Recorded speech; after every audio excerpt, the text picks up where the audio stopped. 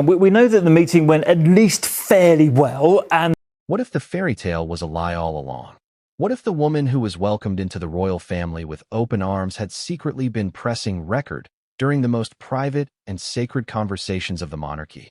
That's the question that hung in the air the moment Prince Harry sat across from his father King Charles after 19 long months apart. And when the truth finally spilled out, it wasn't just shocking. It was the kind of revelation that shakes the very foundations of loyalty, family, and power. Imagine it. 19 months of silence. 19 months without a single face-to-face meeting between father and son. The world has changed. The monarchy has weathered storms, but behind the gilded walls of Clarence House, a secret has been festering like an open wound. And when it finally surfaced, it wasn't some minor family squabble. It was a betrayal so deep that Charles had no choice but to question not just Meghan Markle's place in the monarchy, but the survival of the institution itself. Before we continue, please hit the like button, subscribe to the channel, and turn on the notification bell for updates. Let me ask you, how would you feel if you discovered that the person you trusted most, the one who sat at your dinner table, who shared your family's laughter, who cried with you in private, had secretly taped every word? Would you ever forgive them? Could you? Or would that betrayal mark the end of everything? This isn't just palace gossip. This is the story of hidden microphones, whispered betrayals, and a confession that could topple the fragile balance between family love and royal duty. But why now? Why, after almost 2 years of distance, did Harry finally sit across from his father to unburden himself? And what did Meghan really plan to do with these recordings that were never meant to see the light of day? Let's rewind. The last time Charles and Harry had seen each other before this secret meeting, their relationship was already strained. Public spats, televised interviews, best-selling memoirs. All of it chipped away at the father-son bond that once seemed unbreakable. The nation saw the distance. The world saw the awkward body language at the rare occasions they appeared together. And behind it all, an uncomfortable question loomed. Was reconciliation even possible? But reconciliation wasn't the reason Harry came to Clarence House that day. He wasn't there to make peace. He wasn't there to rebuild bridges. He was there to confess. Picture the setting. Clarence House, with its regal halls, antique portraits, and the faint smell of polished wood and aged leather. The home of the king, yet for Harry, it must have felt like enemy territory. Every step into that house carried the weight of history. Every glance at the walls reminded him of duty, heritage, and the family he had left behind. Sitting in that room across from his father, Harry wasn't just a son anymore. He was a man carrying a secret too heavy to bear alone. The tension was palpable. Charles, cautious, weary, perhaps even hopeful, waited for his son to speak. But Harry's silence said more than words. His eyes flickered, his hands restless, his voice hesitant. He knew that once the truth was out, there would be no going back. And then it happened. The words slipped out. Meghan had been secretly recording private royal conversations. Not one or two, not by accident, but systematically, deliberately, and with a purpose that chilled Charles to his core. Now pause for a second. Let that sink in. Secret recordings inside the palace. Confidential meetings. Family discussions that were supposed to stay within those walls. What Meghan had done wasn't just a breach of trust. It was a violation of the monarchy's most sacred rule, discretion. For centuries, the royal family has thrived on secrecy, on keeping its internal affairs tightly guarded. And yet here was Harry, admitting that his wife had shattered that rule in the most brazen way imaginable. Why would Meghan do this? That's the question that tore through Charles's mind. Was it for protection? Insurance? A bargaining chip for the future? Or was it cold, calculated strategy, an asset to cash in later through books, documentaries, and interviews? Remember, Meghan is no stranger to Hollywood. She knows the power of a good narrative. She understands the value of exclusive content. And what could be more exclusive than the innermost thoughts of the royal family, captured on tape? Think about it. Netflix deals, memoirs, sit-down specials with Oprah or others waiting to bid for the most explosive revelations. The potential value of those recordings wasn't just in the millions. It was in the power to control the narrative. And Meghan, more than anyone, knows how to control a story. But here's the twist. Harry wasn't proud of this revelation. He wasn't defiant. He wasn't smug. He was broken. Because by admitting what Meghan had done, he wasn't just betraying his wife's secret. He was betraying himself, admitting that he had been complicit, that he had allowed this to happen under his roof, under his watch. That's the real tragedy here. A prince caught between love for his wife and loyalty to his family, forced to choose, and finally realizing the cost of his choices. The look on Charles's face, can you imagine it? The mixture of shock, anger, heartbreak. As a king, this was treason of the heart. As a father, this was betrayal of trust. And in that moment, Charles wasn't just hearing his son's confession. He was realizing that the monarchy itself had been infiltrated, recorded, and potentially sold. What happens next? That's the question that electrifies this story. Because the revelation wasn't the end, it was only the beginning. The beginning of a decision that would redefine Meghan's place in the royal family forever. But what Harry confessed next made Charles's blood run cold. And no one, absolutely no one, saw it coming. Why did it take 19 months? That's the burning question. Why did Prince Harry and King Charles, once inseparable in the shadow of tragedy, go nearly 2 full years without so much as a proper face-to-face meeting? The answer isn't simple. It's wrapped in layers of resentment, interviews, memoirs, and a long trail of bruised egos and broken trust. And when they finally did meet, the silence that had stretched across continents wasn't just about physical distance. It was about a chasm that words might never bridge. Let's not sugarcoat it. 19 months in royal time is an eternity. Think about everything that happened in those 19 months.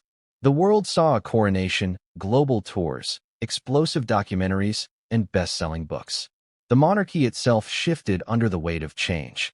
But through it all, one thing remained constant. Charles and Harry didn't sit down in the same room, didn't break bread at the same table, didn't look each other in the eye. That absence was louder than any interview, more cutting than any headline. So what drove the wedge? Let's rewind the clock. After the infamous Oprah interview, the cracks became canyons. Harry and Meghan accused unnamed royals of shocking comments about Archie's skin tone. They spoke of being trapped, neglected, silenced. It was raw, it was emotional, and it was broadcast to millions. Can you imagine how Charles felt hearing his son lay bare those grievances in prime time? And from that moment, every attempt at communication seemed destined to fail. Then came the memoir, Spare, a book dripping with detail, from Charles's awkward jokes to Camilla's portrayal as the villainous stepmother. Page after page, Harry carved his father and brother into caricatures for the world to devour. And though Harry insisted it was his truth, to Charles it was another dagger, another public humiliation piled onto decades of private struggle. Meanwhile, life inside the palace continued. Charles ascended to the throne after the death of Queen Elizabeth II, a seismic shift for the monarchy, a moment of history. But as the king placed the crown upon his head, one figure was noticeably absent from his inner circle, his youngest son. Harry was there at the coronation, yes, but his presence was fleeting, overshadowed by the coldness of his reception and the brevity of his stay. He arrived alone, without Meghan, without the warmth of reconciliation. He left almost as quickly as he came. And so, the months stretched on. Phone calls were sparse, and when they did happen, they were stilted, cautious, often filtered through aides. Letters exchanged, sometimes, but no real heart-to-heart. Why? Because trust had evaporated. Because Charles couldn't be sure that what he said to Harry wouldn't be repeated, twisted, or, worse, published. That's the heart of it, isn't it? Trust. In any family, once trust is broken, rebuilding it is like trying to piece together shattered glass. In the royal family, where every move is scrutinized, every word potentially weaponized, trust is not just fragile, it's life or death for the monarchy's image. Ask yourself, if your child had exposed your private conversations to the world, would you invite him back into your home without hesitation? If your father had dismissed your pain, would you fly across oceans to confide in him again? The mutual wounds ran deep, and neither side wanted to risk reopening them. But 19 months later, something shifted. Perhaps it was Charles's growing awareness of his own mortality. Perhaps it was Harry's guilt gnawing at him in California, far from the traditions and expectations of his birthright.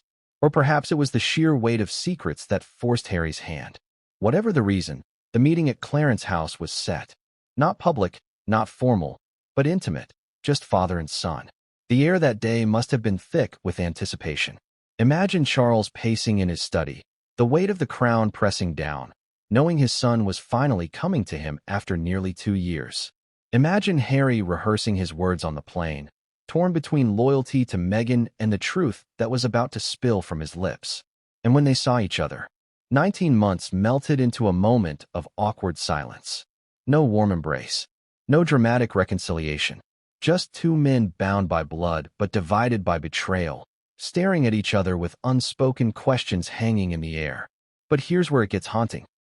The distance wasn't just emotional. It was strategic. Those 19 months weren't an accident. They were calculated avoidance. Each side waited for the other to make the first move. Each side hardened in their positions, rehearsing their grievances, sharpening their arguments. The passage of time didn't heal. It poisoned. What did Charles think during those months of silence? Did he wonder if Harry regretted leaving? Did he believe Meghan had built a wall so high around her husband that no royal hand could reach him? And what about Harry? Did he lie awake in Montecito, questioning whether he'd gone too far, whether he'd burned the bridges so completely that even a king couldn't rebuild them? These are the questions that make this moment so powerful. Because when father and son finally came face to face, they weren't starting fresh. They were standing on a battlefield littered with 19 months of resentment, mistrust, and pain. And yet, here's the irony. In the silence, in the distance, in the months apart, a secret was growing. A secret Harry carried. A secret that would soon explode in that very room. Because the 19 months weren't just about absence. They were about delay. About Harry stalling, hesitating, struggling with whether or not to confess. Every day he kept quiet. The secret grew heavier, the guilt sharper. Until finally, he couldn't bear it anymore. And that's why this meeting wasn't just a reunion. It was a reckoning. Because Harry knew that once he opened his mouth, once he revealed Meghan's betrayal, there would be no turning back. No rewinding the 19 months. No pretending the distance hadn't existed. This was it. But what Harry didn't know, what none of them knew, was that his confession wouldn't just destroy trust. It would set in motion a chain of events that could strip Meghan of her place in the royal family forever. And the first words he spoke across that tense silence made Charles's heart stop cold. The walls of Clarence House have heard whispers before. Political strategy, family disagreements, private moments of grief and laughter. But on that day, after 19 months of silence, the house bore witness to something it hadn't in centuries. A son stepping back into his father's domain not as a prince, not as a royal rebel, but as a man carrying a confession that could shake the monarchy itself. The air was different, heavy, as though the chandeliers themselves hung lower, listening. Outside, the London traffic hummed its ordinary tune, but inside, time slowed. King Charles waited in the grand drawing room, his face composed but his body betraying unease. He sat in a high-backed chair, hands resting on the carved armrests, but his fingers tapped, an uncharacteristic tick betraying his nerves. He had rehearsed this moment for 19 months. And yet, when the door opened and Harry entered, nothing, no preparation, no resolve, could soften the weight of what was about to unfold. Harry stepped in, not as the military officer he once was, not as the confident man who once strode beside Meghan at state events, but with hesitation. Shoulders slouched, eyes darting. He carried himself like a man unsure whether he was walking into a reunion or a trial. In his chest burned a question. Would his father look at him as a son or as a traitor? Charles, ever the monarch, kept his words measured. Harry, he said simply.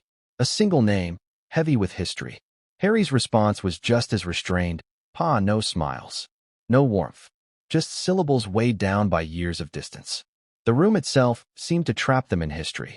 The portraits of ancestors stared down. Kings and queens who had navigated scandals of their own. But this was different. This wasn't about mistresses or politics. This was about survival of the monarchy's inner sanctum. And in that room, in that silence, father and son became adversaries. Harry began slowly, fumbling, searching for words. He spoke of California life, of the children, of trying to find peace. But Charles's eyes narrowed. He knew this was preamble. He could sense that Harry wasn't here to exchange pleasantries. There was something darker lurking. And then Harry's tone shifted. His shoulders stiffened. His voice cracked. He leaned forward, lowering his words as though the very walls might betray him. "There's something I need to tell you," he said. "Can you imagine the weight of that sentence?" After 19 months of silence, after memoirs and interviews and public betrayals, here was Harry, finally ready to reveal something so grave that even he dared not share it until now. Charles braced himself. Was it financial trouble? Marriage turmoil? Perhaps a plea for forgiveness? No. What Harry was about to confess was far worse. Harry took a deep breath. "Meghan, she recorded them," he whispered. Charles blinked. "Recorded?" "The conversations," Harry said. "Private ones. Inside the palace. Family meetings. Dinners. Strategy talks. She taped them." Silence. Heavy. Suffocating. The weight of those words pressed on Charles's chest like a stone.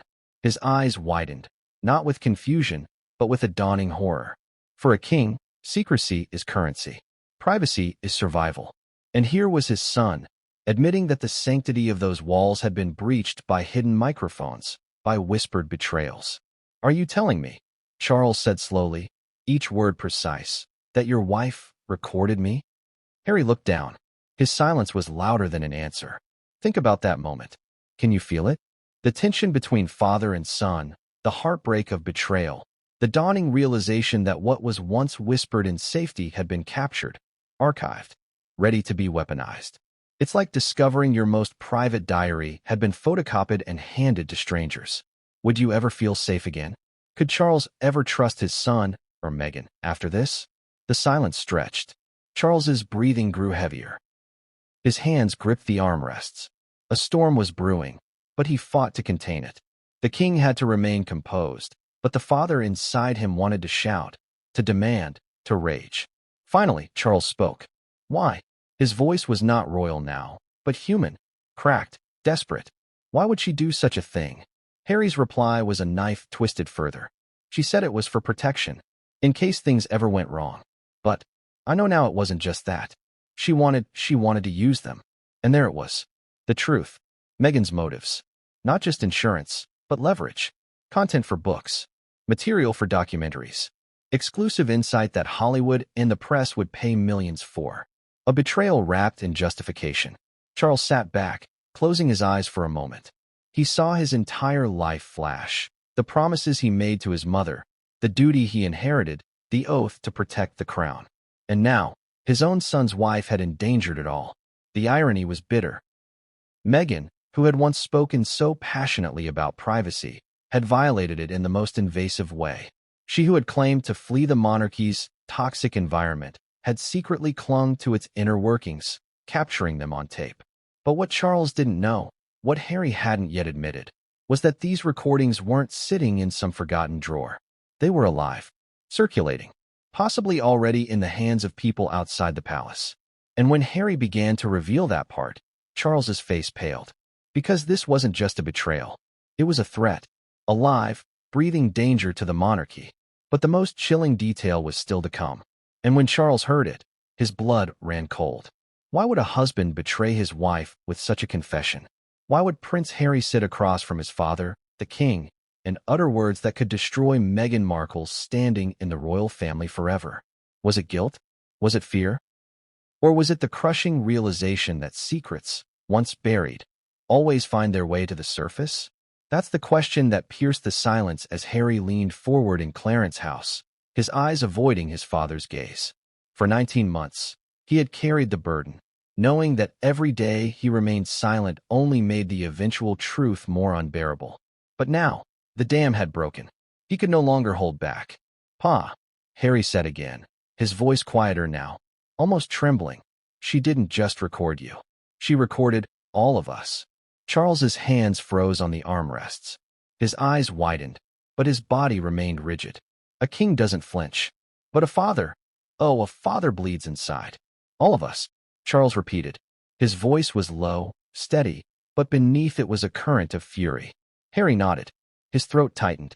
Meetings, strategy sessions, conversations at Sandringham, even private dinners, they're all on tape. Imagine the impact of those words.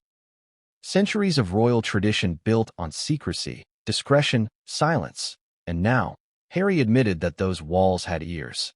Not the loyal aides, Not the ever-present press, but Meghan herself, sitting at the table, smiling, laughing, while secretly pressing record. Why confess now? Because Harry knew the game was over. Rumors had begun to swirl. Publishers had whispered. Hollywood producers had hinted. The very existence of those recordings was starting to seep into conversations beyond Montecito. If Charles didn't hear it from his son first, he would hear it from the tabloids, and that would be unfair. So Harry chose honesty, or rather, desperate survival. Because by confessing, he wasn't just betraying Meghan's secret, he was begging his father for help. Can you imagine what went through Charles's mind in that moment? The betrayal wasn't abstract, it was personal. Those tapes could contain his candid thoughts about his reign, his frustrations with the government, his private remarks about Camilla, William, Kate, even the late Queen.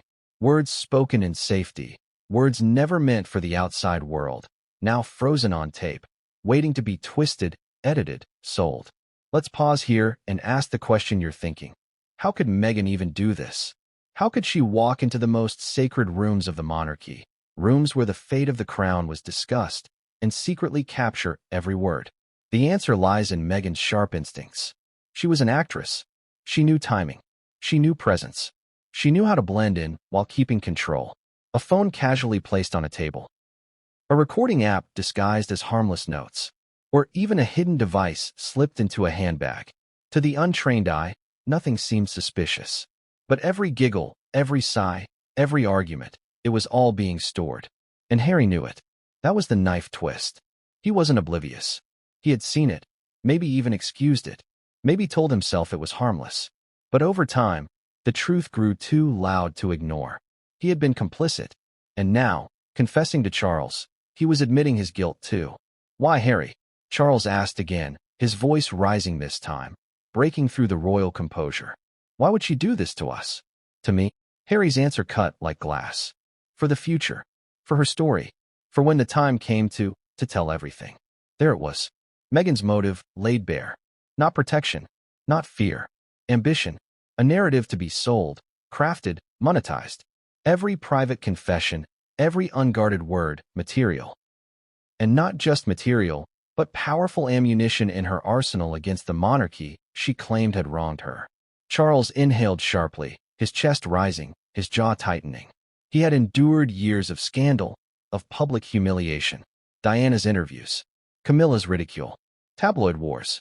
But this was something different. This was treason of the soul. And it came not from an outsider, not from the press, but from within his own family. Let me ask you, if you were King Charles, what would you do? Would you forgive your son's wife for violating your deepest confidences? Would you dismiss it as a mistake, a lapse in judgment? Or would you see it for what it was, a betrayal that struck at the very heart of the crown? Harry's voice shook as he continued. She said it was just in case, that if anything ever happened, if things went wrong, she'd have proof. Proof of what was said, proof of how she was treated. But Charles knew better. Proof wasn't about protection. Proof was about power.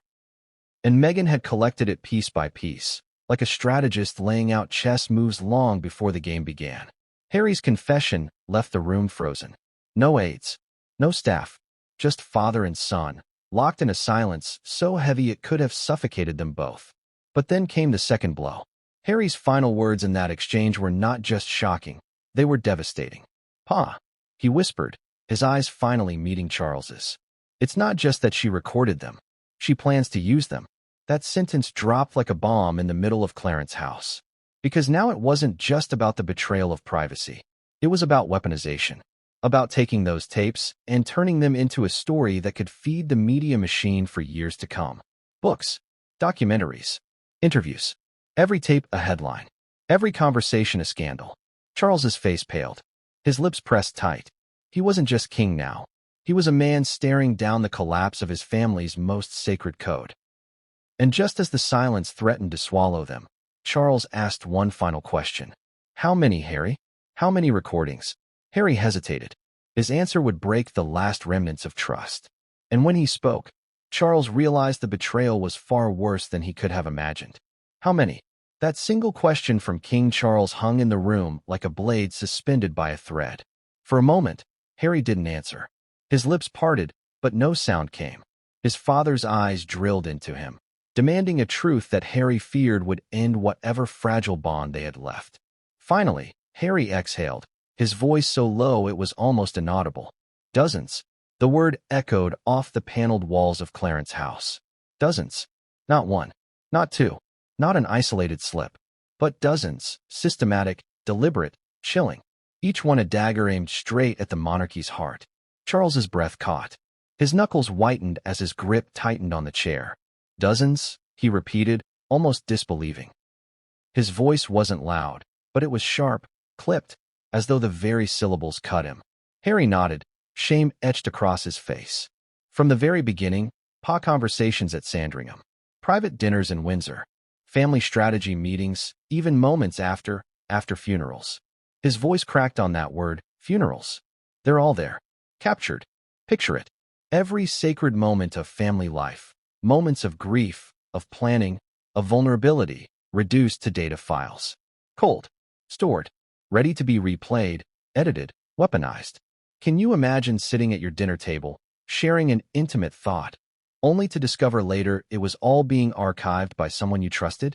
Charles leaned back, his eyes closed, as though the weight of it threatened to crush him. He had endured betrayal before. He had seen his life become fodder for tabloids. But this wasn't the outside world prying. This was infiltration from within. The sanctity of family had been violated.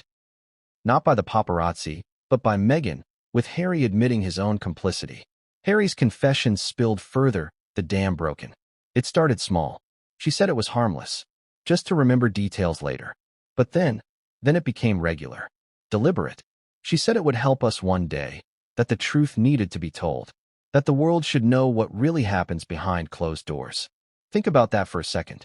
Meghan, who had built her public image on craving privacy, on escaping the goldfish bowl of royal life, was the very person who had pierced the bubble of royal secrecy herself.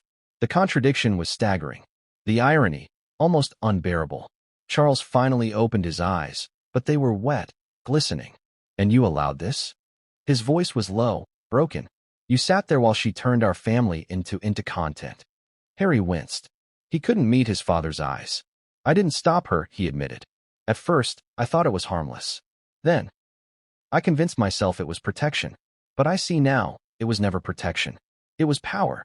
That word, power, sliced through the room like a sword. Because that's what it was about, wasn't it? Meghan didn't collect tapes for nostalgia. She didn't keep them like family photo albums. She collected them because knowledge is leverage. And leverage is power. So what was on these recordings? That's the question that gnawed at Charles's mind in that instant. Every argument with William. Every candid word about Camilla. Every whispered concern about the monarchy's future.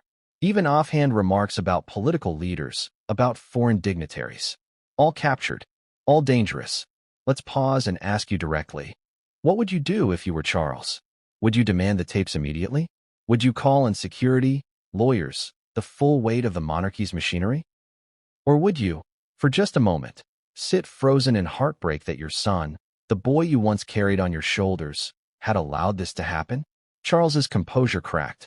His hand slammed against the armrest, the sound reverberating through the room. This family survives on trust, he thundered. Without it, we are nothing. And you? His voice broke before he could finish. Harry flinched at the outburst. For a moment, the distance of 19 months collapsed, and he was once again the young boy looking at his father's anger, his disapproval. But this wasn't a scolding. This was devastation. Harry pressed on, needing to empty himself before the silence crushed him. Pa, it's worse than you think. It's not just the recordings. She's already spoken to people. Publishers. Producers. They know these tapes exist. They want them. They've hinted at deals. Charles's eyes snapped open. Deals. The word sent a chill through him. This wasn't just a betrayal. It was a transaction. The private soul of the monarchy, bartered like currency. Imagine the horror. The prospect that decades of royal discretion could be undone in a single Netflix special or a tell-all documentary. That the world could hear Charles's unfiltered voice, William's anger, Camilla's frustrations, Harry's bitterness, all edited, framed, spun to fit a narrative. It wasn't just personal betrayal. It was institutional sabotage. Charles rose from his chair, his robes shifting, his figure looming over Harry. Do you understand what you've done? His voice shook with rage. "Do you understand what she has taken from us?" Harry's eyes filled with tears. "I do. And that's why I had to tell you. I couldn't carry it anymore." But here's the twist. The recordings weren't just idle files waiting in Meghan's possession. They were active, shared, circulating in whispers and negotiations. And Harry's admission made it clear. The Crown's deepest secrets weren't just at risk. They were already out of royal hands.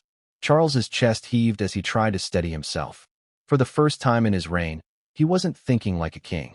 He was thinking like a father betrayed, like a man staring into the abyss of collapse. And yet, even in that moment of despair, Charles knew the monarchy demanded action. Swift, ruthless, final. Because the truth Harry had confessed was bad enough. But what came next, what Harry revealed about Meghan's intentions, was the spark that would set Clarence's house ablaze. Accident or strategy? That was the question King Charles's mind couldn't shake after Harry's devastating admission. Did Meghan Markle stumble into recording private royal conversations, or was it a calculated plan from the very beginning? The line between accident and intention blurred, but Charles knew one thing. When it came to Meghan, nothing was ever accidental.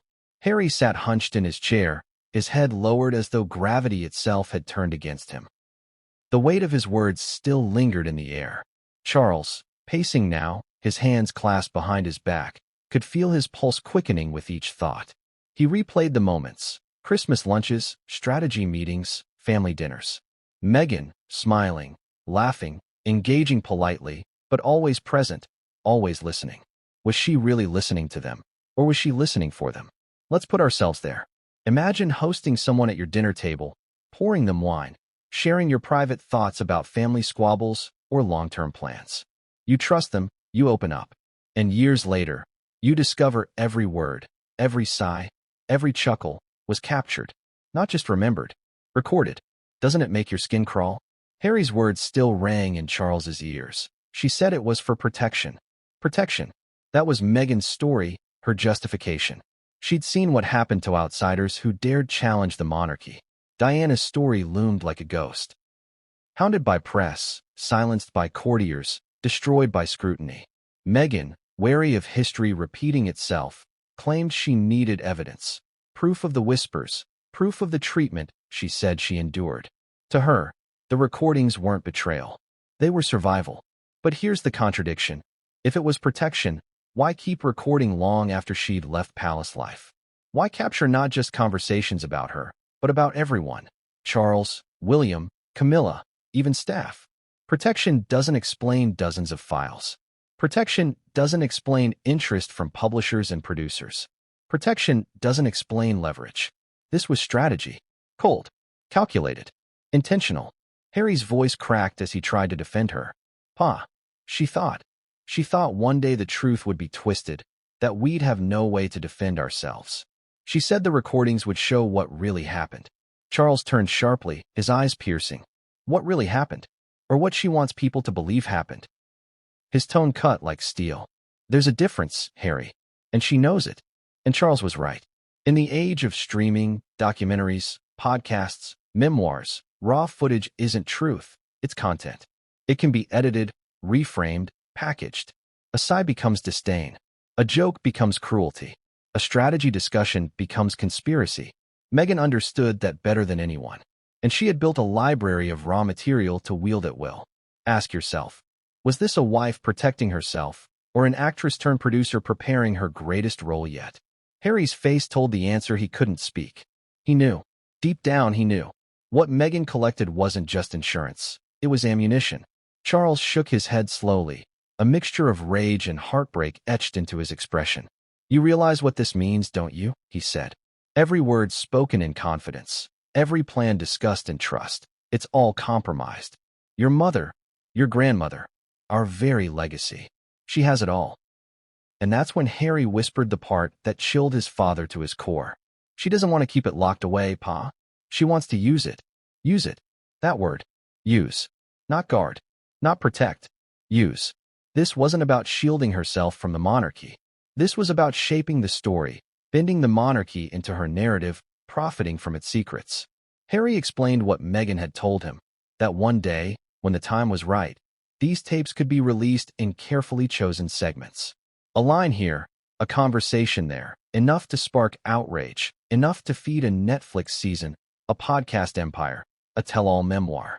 Meghan's life as a royal might have ended, but her control over the royals' secrets had only just begun.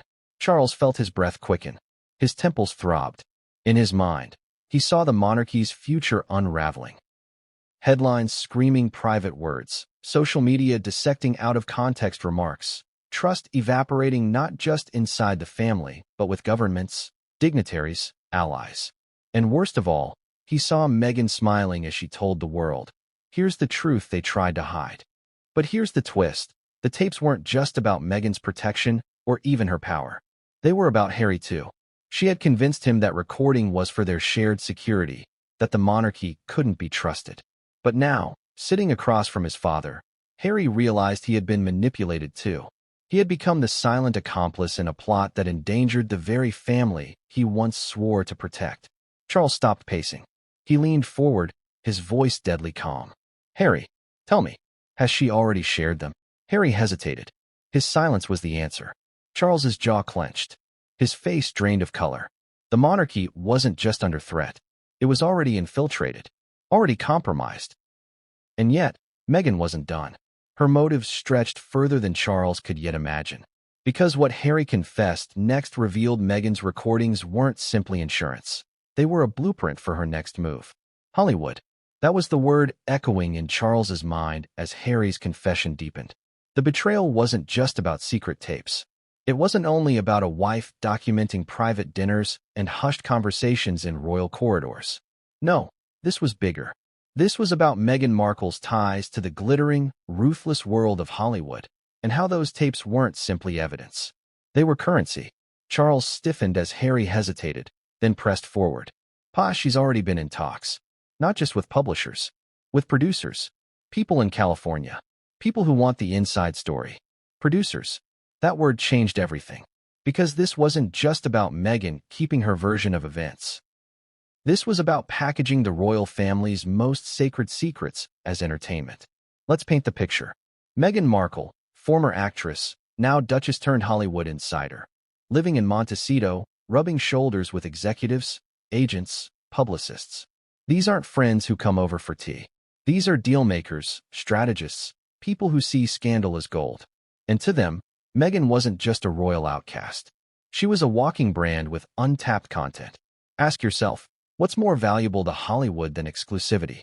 Not rumors, not tabloids, but actual tapes. The real voices of royals, speaking freely, unaware they were being recorded. Can you imagine the frenzy? Netflix executives salivating. Podcast giants drafting offers. Streaming platforms pitching multi-million-dollar contracts. Each one seeing dollar signs, headlines, global ratings. Harry's voice grew more strained as he explained. "She told me, these recordings could be our future, that if everything else failed. The deals, the projects, we'd always have the truth to fall back on. That we could build an empire. An empire." That word nearly made Charles choke. For centuries, the monarchy had been the ultimate empire, built on silence, tradition, duty. And now, Meghan wanted to build her own empire, fueled by secrets stolen from inside its walls. Charles pressed his palms against his temples. His mind raced. Meghan wasn't just protecting herself. She was monetizing the monarchy, turning its soul into a commodity. And think of the irony. Meghan, who once claimed the palace had silenced her, was now preparing to give herself the loudest voice of all, using the family's own words as her script. Let's stop here for a moment. Imagine you're a Hollywood producer sitting in a Beverly Hills office. Meghan Markle walks in, poised, confident, with files of raw audio in her possession. She offers you not gossip, not speculation, but the actual voices of Charles, William, Camilla, Harry. Every whispered thought, every moment of anger, every candid remark. What would you do? You'd bid. You'd compete.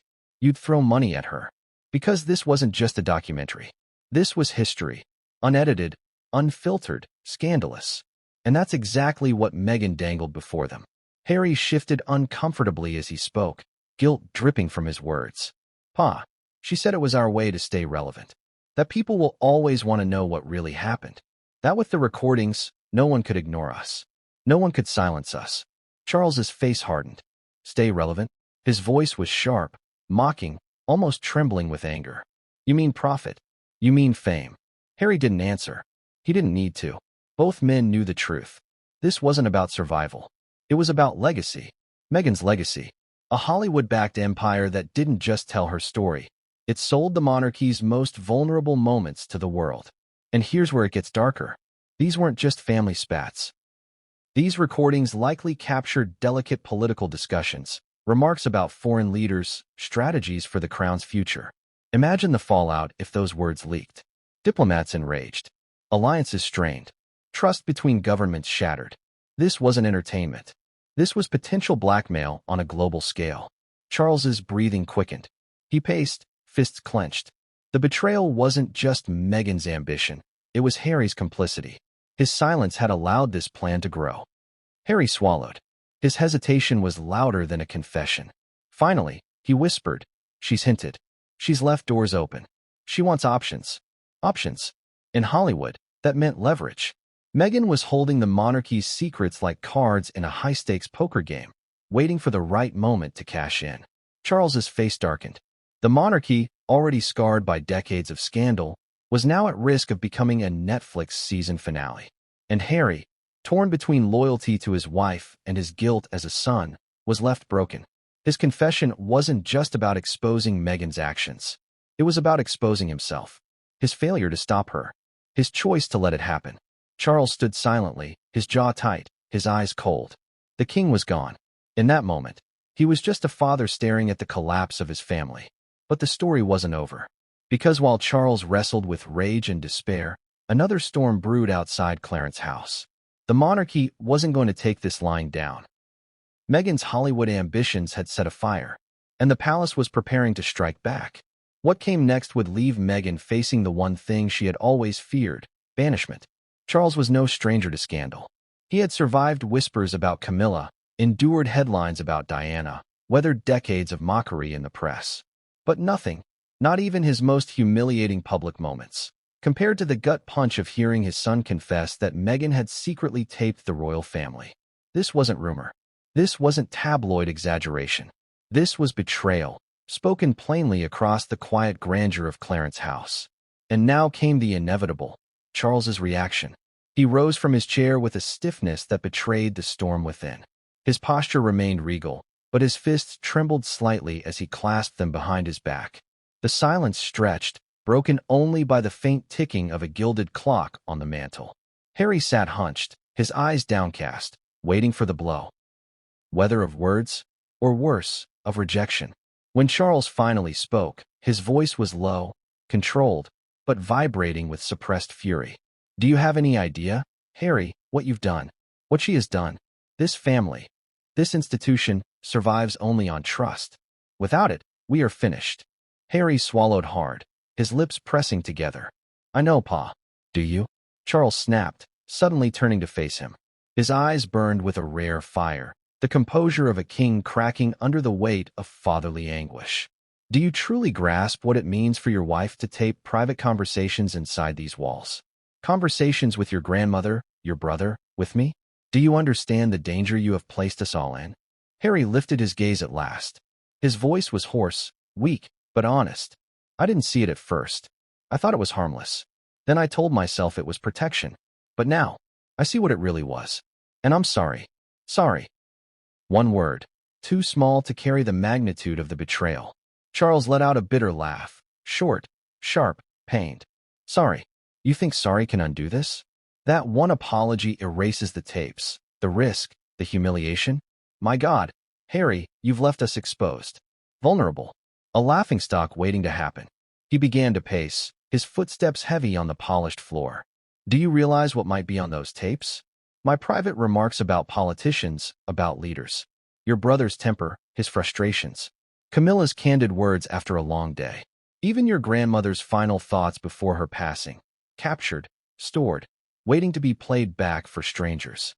Harry flinched at the mention of the Queen. The thought of her private words being repurposed as sound bites made him wince. "She wouldn't. Meghan wouldn't use those," he said weakly, though even he didn't sound convinced. Charles's glare cut through him. Wouldn't she? Do you still believe she's capable of restraint after everything? After Oprah? After Spare? After Netflix? Harry, she has turned your pain, your family, your history into a business. And now you tell me she holds the crown itself in her hands. On tape. The room fell into silence again, but the air was electric, charged with the weight of unspoken fury. Let me ask you, what would you do if you were Charles? As a father, your instinct might be to forgive, to embrace your son despite his sins. But as a king, your duty is to the institution, not the individual. Would you hug your son or cut him loose? Would you shield him from the storm or protect the crown at all costs, even if it meant pushing him further into exile? For Charles, that was the torment. Father versus monarch. Love versus duty. And in that moment, those roles collided violently inside him. His voice softened, but it was no less sharp. You've put me in an impossible position. As your father, my heart aches for you. But as king, I cannot, will not, tolerate this treachery. Harry's eyes welled. He whispered, almost to himself, I didn't mean for it to go this far. But Charles wasn't done. His tone hardened again. And yet it has. And now we face choices. Choices with consequences you cannot begin to imagine. He turned away, staring out the tall window at the manicured gardens beyond. His reflection in the glass looked tired, older, burdened. Do you know what William will say when he hears this? Do you know how your brother will react when he learns Meghan has been taping us like common criminals? Harry lowered his head again. The answer was obvious. William's fury would be volcanic. His trust in Harry, already fractured, would be obliterated. Charles clenched his jaw. And what of the public? What of the people who look to us as symbols of stability? If even a whisper of these tapes reaches the press, the monarchy will be thrown into chaos. Harry's silence was deafening. He had no defense left. Charles finally turned back to him, eyes glistening now, not just with rage, but with heartbreak. You've forced me into a corner, Harry. You've forced me to choose. And I swear to you, if it comes down to protecting my son or protecting the crown, you may not like the choice I make. The words sliced the air like a guillotine. Harry blinked rapidly, his breath quickening.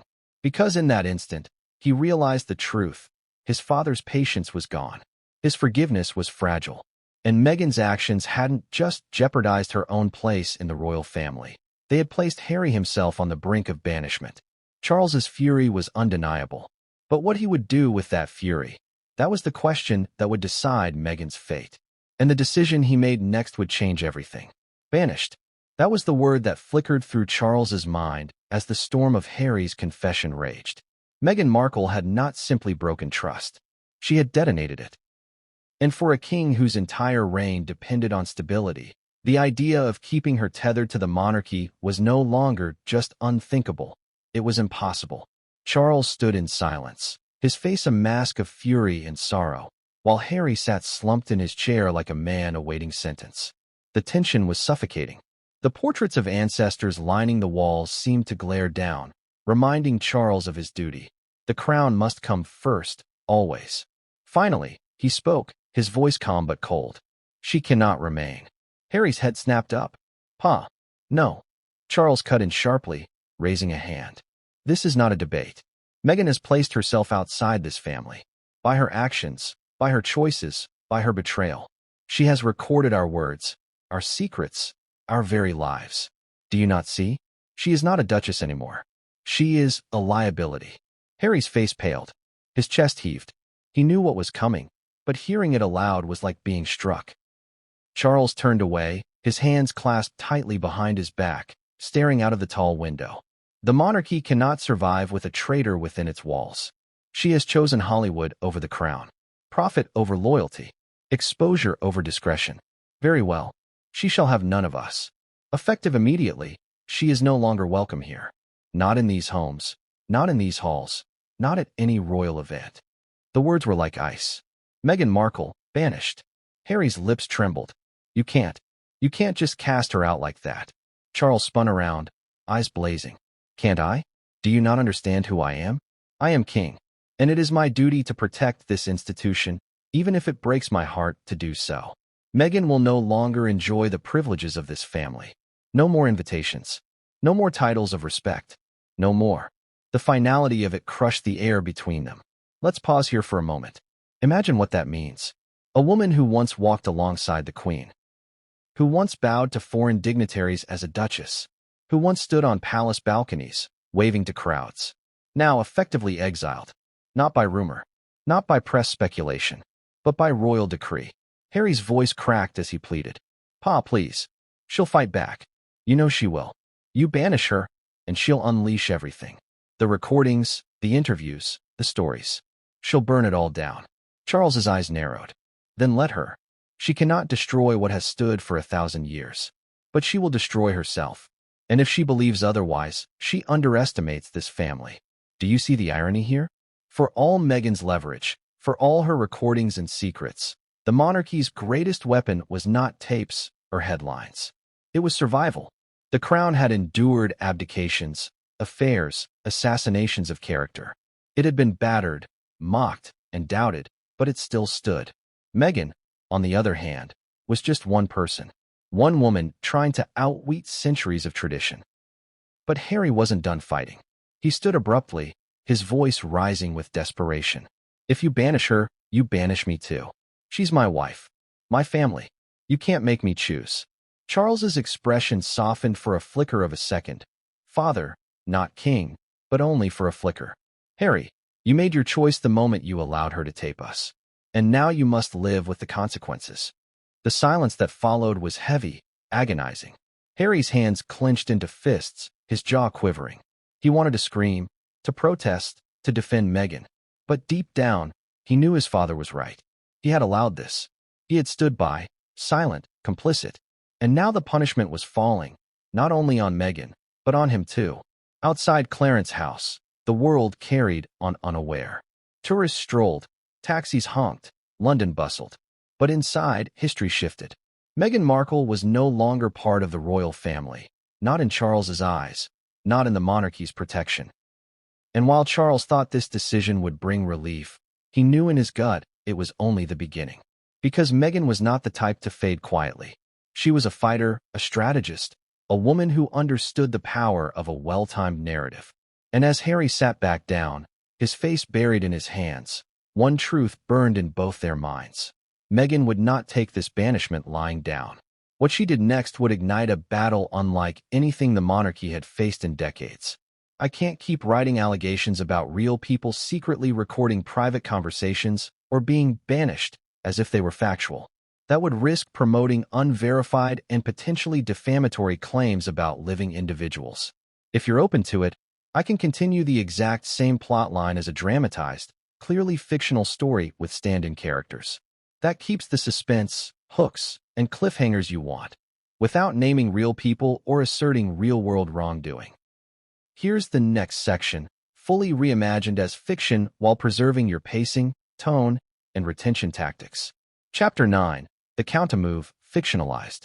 Word target, 2000 plus. Part 1 delivered now.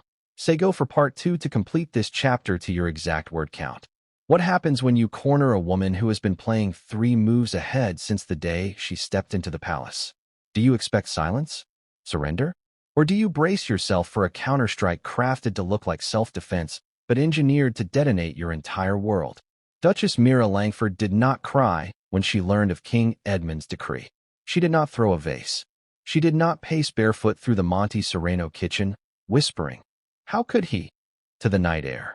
She did what strategists do when the board shifts beneath them. She opened her notebook, drew a line down the center of a clean page, and titled the columns, softly but firmly, in her own hand, Narrative and Leverage. Across town, cameras slept like sharks with eyelids. Phones dreamed in their chargers. Publicists turned over in cool sheets.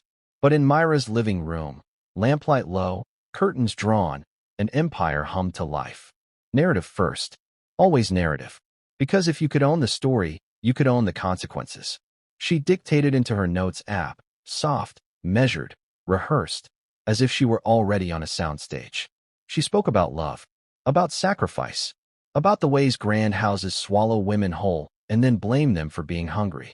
She spoke of documents and materials and proof, the way a pilot speaks of instruments. Calmly, clinically, with the certainty of someone who has practiced in headwinds. Proof. Such a generous word. Such a useful one. You might ask, was she frightened? The king had drawn a line straight through her name. The gates of Albion House had slammed, not with ceremony, but with a memo. No access, no briefings, no invitations. In a world that worshipped velvet ropes, there are few phrases colder than "no longer on the list." Mira felt the cold, for a moment. It washed over her like Pacific fog and lingered along her collarbones, a whisper of what it meant to be on the outside of something ancient and glittering. Then it passed, because fear, to Mira, was useful only in how it sharpened the next sentence. She called Armand first, agent, consigliere, opportunist. He answered on the second ring, sleep still on his voice. She let the silence breathe for a beat. Timing matters. Silence is an instrument. Then said, "It's time." Armand did not ask, "Time for what?" Armand never asked that. He asked about windows and terrain. "How wide?" he said. "How friendly?" Translation, "What will the first 48 hours look like? Who do we seed? Who do we scare?" "Wide enough," Mira replied. "And very friendly to the truth." Whose truth? That would be decided later. In edit bays, in writers' rooms, in the alchemy between raw audio and public appetite. For now, Armand needed bullet points. Mira gave him headlines shaped like confessions and subheads shaped like absolutions. She offered him a tone, brave, sorrowful, precise. She offered him a promise, documentation. Let's be honest, documentation is not the same as context. Documentation is a camera pointed at a single angle of a 12-sided room. It hears what was said. It does not catch what was meant. It captures breath. It cannot register a lifetime of being short of it. But the public, God bless them, loves the word document. It sounds like permission to stop doubting. She moved to the second column, leverage, and the handwriting shifted, slightly tighter. Leverage was not for the cameras. Leverage was for emails that CC 3 lawyers and blind copy 1 shark.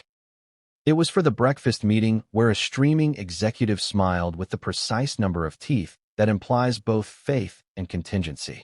It was for the journalist who says, "Off the record, of course," and means, "on the record, when it suits me." Mira listed names, code names with initials she alone would decipher later. Studio Chief, Platform A, Podcast B, Publisher C. Not promises, possibilities. She wrote, "Window ends in 6 weeks," and underlined it twice. Not because the story would expire, but because attention would. In 6 weeks, the world would want a new fire. If she wanted to survive this one, she'd have to build a chimney and rent out the view. Across the ocean, in Regency House, King Edmund stood at the window and watched his reflection look back like an accusation. He had drafted a statement that said nothing and meant everything. The crown remains committed to the dignity of private family life. A sentence like a locked door. He had summoned Counsel Marlowe. Sharp, careful, a man who considered commas an armory, to discuss remedies. Remedies is what you say when you mean consequences, but need to sound parental. "Your Majesty," Marlowe said, laying down a folder. "We can seek undertakings. We can send letters. We can remind all parties of existing obligations. Will that stop a camera lens?" Edmund asked without turning. "Will it muffle a microphone already placed?" Marlowe paused. "It will not. Honest men are valuable until they're inconvenient." Edmund kept him anyway. The crown had survived on ceremony. It would now need clarity. "Draft them," the king said, "but send nothing until I speak with Hayden." You remember Hayden, the prince who walked into his father's house with a secret that felt like a cinder block and a confession that burned going up. He sat where he had sat an hour prior, but the room had moved. The chair was smaller, the portraits larger. Everything around him shouted centuries, while everything inside him whispered minutes. He checked his phone. There was one message from Mira, a single hourglass emoji. Have you ever watched an hourglass and felt time sprint? That was Hayden now, each grain a moment in which the story stiffened into shape without him. He called, but she didn't pick up. He texted, "We need to slow down." Then, "Please." Then, I told him. 3 messages like flare guns that fizzled in marine fog. On the 4th attempt, she answered. "I'm about to walk into something," she said briskly, no hello. "Is it urgent?" "It's us," he said. "That is always urgent," she replied, not unkindly. But today it is also strategic. We can talk at noon. At noon it may be too late. For what? She kept moving. He could hear the floor, soft carpet, expensive, give politely under her steps. For my father to feel like a father and not a fortress. Silence. A genuine one this time. Then, come home, Hayden. Home. Such a simple word. Such a complicated map. He almost said yes. He almost put his phone down, walked the corridor, found Edmund, and said, I love her. Help me find the narrow bridge between duty and mercy. Almost. But the hourglass did what it always does. It landed. Mira hung up gently, not angrily, and entered the den where Armand had arranged a pre-interview that is not an interview, with a woman whose hair carried the kind of gloss that makes NDAs sign themselves. The woman smiled like a diplomat and sat like a district attorney. We just want to understand your experience, she said, which meant, we want your first line and then your last. Mira leaned in, hands loose, voice steady. I'm done being spoken for. Spoken for by whom? The woman asked, eyelids at half-mast. Institutions, Mira replied. And people who confuse protection with possession. Retain that sentence. Pin it in your mind. It will appear in trailers later, text over image, scored with a single piano note that drops like a tear. Back in Regency House, Edmund's private secretary placed 2 envelopes on a tray, one white, one gray. White. A letter asking for immediate return or destruction of any materials reasonably construed as confidential. Gray. A contingency proclamation regarding access, titles, styles. The white was a door that might be opened. The gray was a wall that would be built. Which do I send first? The secretary asked.